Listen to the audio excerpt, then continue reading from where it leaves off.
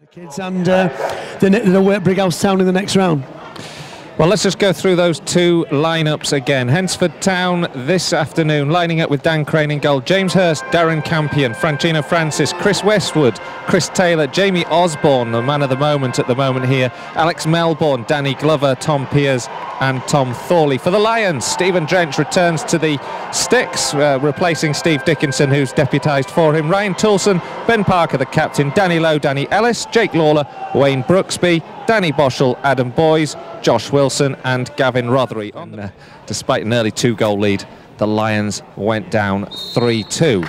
We're away. And Guiseley playing in yellow from left to right as we stand, watch it in this main stand here at Keys Park. Get the ball forward and there's an early touch for Stephen Drench. Run with the ball, but a good tackle comes in from Wayne Brooksby, doing a lot of work defensively at the moment, but now has a run at this Hednesford back line, runs all the way towards the edge of the D, finds Gavin Rothery on the overlap. Rothery into the penalty area.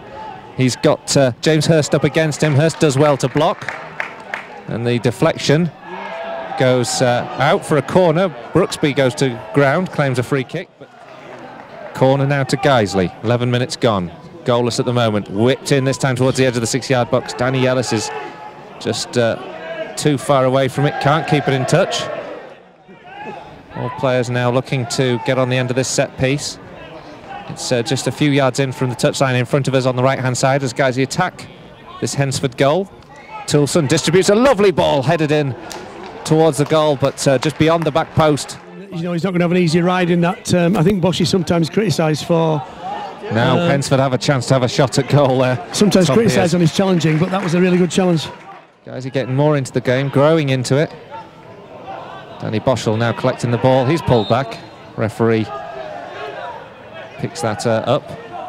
And now Ryan Toulson collects the ball, gives it back to Danny Boschel. Just had to stretch for that. Not the best of ball into him. We have to be more attentive with the football. I mean, the surface is so bad. It's got to be inch perfect as the pass.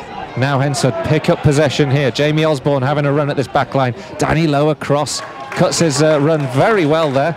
It's back here with Hurst. Hurst gets the ball into the area. Acrobatic effort from Piers. And in fairness to Hednesford, compared to previous times we've played them, they are playing or trying to play football, aren't they? Now there's a free kick just being given to Hednesford. It was nothing sort of ball forward. Hednesford though with this free kick. Whipped in now from the left-hand side. Flicked on by Westwood, high over the bar and behind for a goal kick, and we can away by Thorley, picked up now by great touch by Wayne.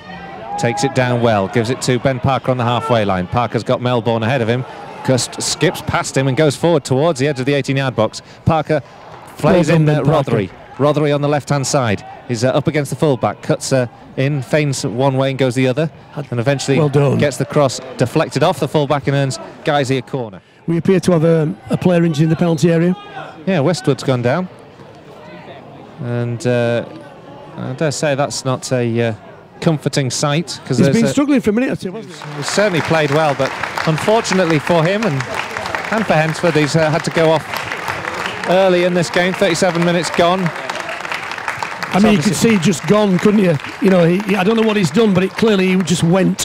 Something's looks like some sort of muscle strain, doesn't it? It's not. Halfway line goes long, finds Josh Wilson, turns really well onto the edge of the area, gets a clip in towards the 6-yard box. Danny Boschel was chasing it in. Dan Crane had to claim the ball. He was always favourite, the goalkeeper, but Danny Boschel didn't give him any time to settle. Clever football. Another half chance, really. Yes, nothing more. I don't think I can really see a clear-cut chance for either side in this first 45. No. Easy for the highlights to be edited. Now here's a good chance here for Melbourne. Melbourne on the right-hand side. Hednesford on the counter-attack. Sends it in towards Piers. Piers is blocked by Ellis. Glover's loose back post. Melbourne gets it back in. The header comes in. Glover and Osborne both on the edge of the 6-yard box. Dan Crane, perhaps they're looking to just get back in and regroup. Sure enough. Declan Ford does blow his whistle for the break. Half-time here. Scoreless between Hednesford and Guiseley. The best chance has fallen to the Lions just before the break.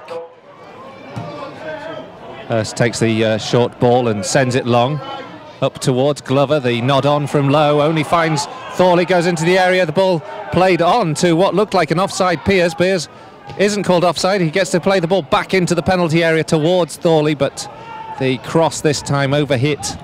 Guiseley defend it and get it clear with Toulson playing it. Now, just for a minute here, just Thorley. Osborne's got past Danny Ellis. Ellis has brought him down. The referee has given a free kick, and I think this could spell big trouble for Danny Ellis. Osborne had actually just got past the centre half. Ellis is now adjudged to have pulled him back. This could be a game-changing moment. It's going to be a free kick, but it's more what the referee is going to do with Danny Ellis, and I'm afraid that was on the cards. It's a red card for Danny Ellis, and Guiseley are down to 10 men. And in fairness, if he has pulled the man back in that position, 48 minutes gone. It's going to be a long second half now for the Lions. Still scoreless, but Hednesford now have a free kick in a very, very dangerous position, right inside the D. It just goes to show how close it was to a penalty as well, because it's really a couple of yards out from the edge of the penalty area. Taylor stands over it, Glover stands over it. No doubt it'll be Glover, surely, to take this. Taylor, surely the decoy. Guiseley with a wall of about 10 and Hednesford players in there. Taylor actually does take it, it's blocked away by the wall. Back as far as Thorley. Hednesford will have more of the ball now in the second period. And it's about level with the edge of the 18-yard box. Hednesford prepared to launch this one infield with Bailey, who has a long throw on him. It's flicked down by Francis, cleared by Brooksby. Only as far as Campion. Campion sends it back towards Taylor. Taylor is tackled by Boys. Picked up again by Campion though. The captain gives it to Hurst. Hurst from distance. This time it was a better effort from his right. And now have the ball again with Ryan Toulson. Just over the halfway line. Sends it up towards Boys. Boys takes that one down well. Good ball from Toulson. Good ball here from Boschel out to the left-hand side to find Rothery. Rothery with Hurst to beat. Goes back to Ben Parker. Parker delivers the cross. Going to be cleared by Francis. Doesn't clear it. Yes! And a super strike from Adam Boys. And the 10 men have taken the lead. Guiseley have their noses in front. It was a cross from Ben Parker. It was a poor clearance from Francis. It found its way to Boys, and what a strike that is. But they can't get the ball in there at the moment. Now they might. Good tackle comes in from Boschel. Helped away by Brooksby, and then a long-range drive comes in from the substitute centre-half, Ben Bailey. Boschel shadows him well, but now there's some space for Bailey to shoot. Held well by Stephen Drench. Back pass. It wasn't a convincing shot from distance, the last minute of normal time. Crane stays forward, pushed up by Thorley.